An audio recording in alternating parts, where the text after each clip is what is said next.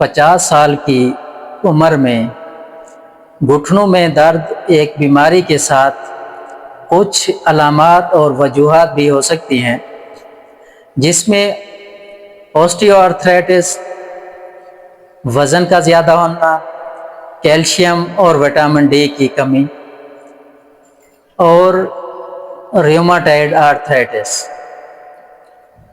Homeopathic میں دوا صرف بیماری کے نام پر نہیں بلکہ مریض کی مکمل علامات، مزاج، طبی تاریخ کے مطابق دی جاتی ہے۔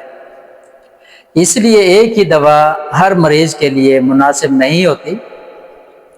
عام طور پر استعمال ہونے والی بعض ہومیوپیتھک میڈیسن جو گھٹنوں کے درد کے علاج کے لیے استعمال کی جاتی ہیں، سب سے پہلے ریسٹاکس، آرام کے بعد درد کا بڑھنا، چلنے پھرنے سے کچھ بہتری محسوس ہونا، تو ان علامات پہ ہومیوپیتھک میڈیسن ریسٹاکس استعمال کی جاتی ہے۔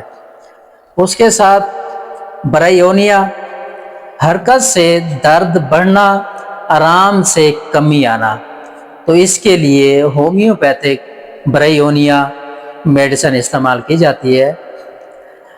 کلکیریا فلور، جوڑوں کی سختی یہ لگتے ہیں تو وہاں پہ یہ میڈیسن استعمال کی جاتی ہے۔ روٹا گریویلنس، یہ لیمنٹس اینڈ ٹینڈن کے درد میں بعض حالتوں میں استعمال کی جاتی ہے، تو اس کے لیے بھی مختلف وجوہات ہیں۔ اس کے ساتھ آرنیکا مونٹانا، چوٹ یا زیادہ مشقت کے بعد درد میں استعمال کی جاتی ہے۔